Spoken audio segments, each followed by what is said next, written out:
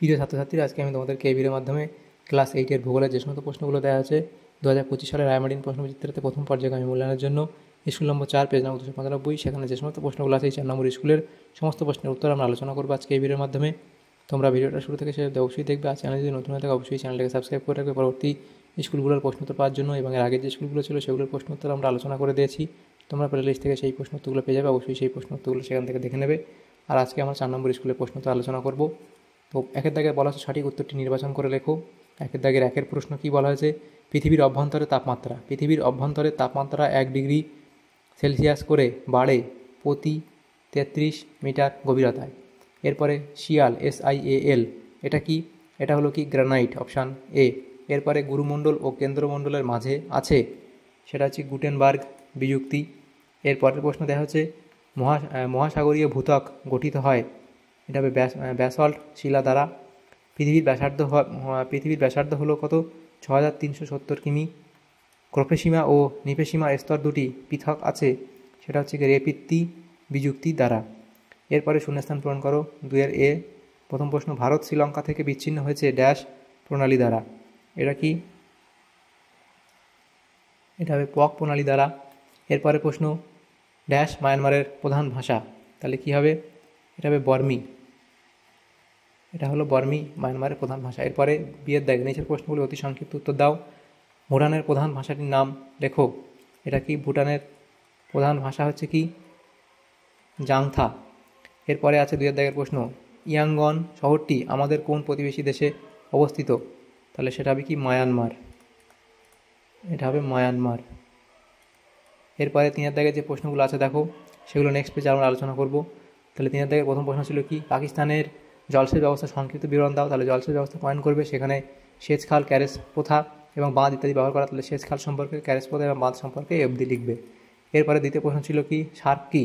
তাহলে সার্কের পুরো কথা কি? South Asian association of regional cooperation বা দক্ষিণ এশীয় আঞ্চলিক সহযোগিতা পরিষদ। সেখানে কত সালে তৈরি হয় এবং সদস্য কারা কারা, সদর দপ্তর কোথায় এবং কী উদ্দেশ্যে তৈরি হয়, সেটা অবধি লিখবে।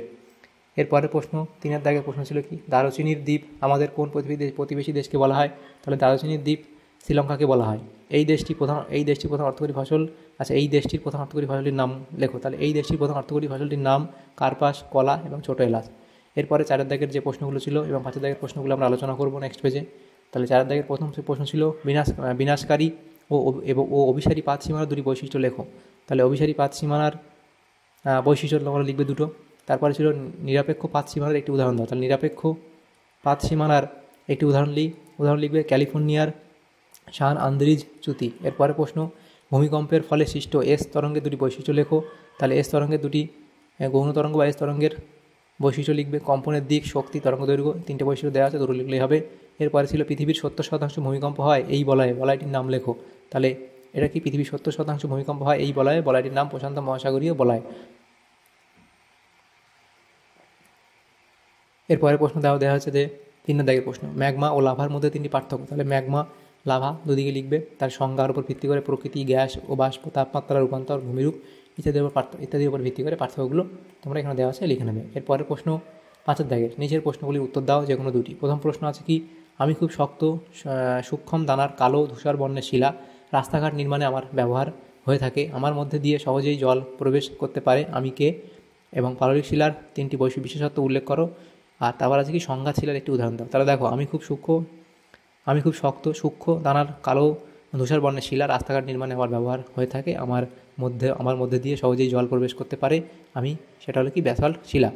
এবং পাললিক শিলার যে 3টি বিশেষত্ব লিখতে বলা আছে, তাহলে স্তরবিন্যাস, স্তরায়ন তল এবং জীবাশ্মের উপস্থিতি, তাহলে 3টে বিশেষত্ব লিখবে। তার সংঘাত শিলার একটি উদাহরণ লিখবে। তাহলে সংঘাত শিলার একটি উদাহরণ কি? বেলে পাথর। এরপরে 2-এর দাগে বলা আছে কি প্রশ্ন?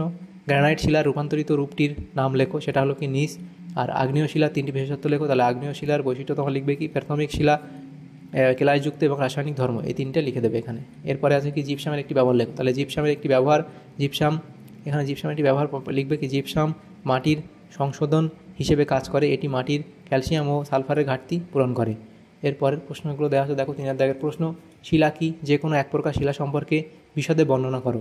তাহলে শিলা কাকে বলে লিখবে অবধি এবং তার উদাহরণ দেবে, এবং নিশারী আগ্নেয় শিলা সম্পর্কে লিখবে, তার উদাহরণ দেবে।